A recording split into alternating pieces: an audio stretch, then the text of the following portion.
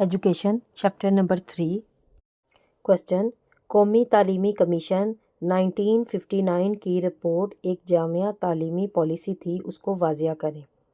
Answer: قومی تعلیمی commission 1959 اکتوبر 1958 کے فوجی انقلاب کے بعد جنرل محمد ایوب خان نے تعلیم میں اصلاحات کے لیے ایک تعلیمی کمیشن قائم کیا۔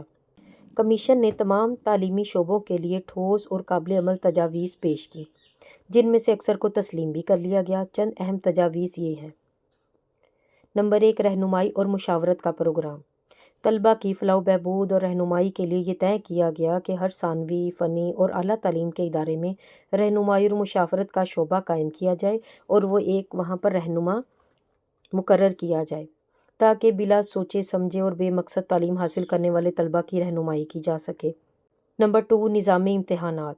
طلبہ میں محنت کی عادت پیدا کرنے کے لیے اور کمیشن نے رٹا بازی کی سخت مخالفت کی اور کمیشن نے یہ سفارش کی کہ 25% نمبروں کے لیے داخلی امتحان ہونا چاہیے اور 75% کا امتحان یونیورسٹی لے، اور دونوں امتحانات میں الگ الگ کامیاب ہونا بھی ضروری ہے۔ امتحان میں کامیابی کے لیے ہر مضمون میں کامیابی کے 40% نمبر ہوں۔ Number 3، degree programme. کمیشن کی سفارش پر بی اے کے ڈگری کے پروگرام کا جو انہوں نے دورانیہ تھا 2 سال سے بڑھا کر 3 سال کر دیا، مگر اساتذہ، طلبہ اور والدین نے بہت زیادہ اس کی مذمت کی، جس کے نتیجے میں پھر اس کو 2 سال کر دیا گیا۔ نمبر 4، ذریعہ تعلیم۔ کمیشن نے اردو قومی زبان اس کو قرار دیا اور تیسری سے لے کر 12ویں جماعت تک اسے بطور لازمی مضمون پڑھانے کی سفارش بھی کی۔ Number 5، text book board.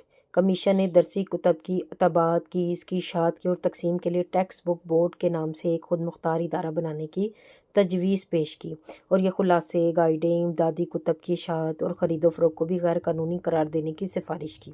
Number 6، امتحانی board. 1959 کے کمیشن نے 10ویں اور 12ویں کے امتحانات یونیورسٹیوں کے بجائے بورڈوں کے سپرد کرنے کی سفارش کی۔ اس وقت یہ جو تعلیمی نظام کی اصلاح کے لیے، بہتری کے لیے جو جتنی بھی تجاویز اور سفارشات پیش کی گئیں وہ سب قابل عمل تھیں، ان پر عمل درآمد بھی کیا گیا، اس کے مثبت اثرات بھی مرتب ہوئے۔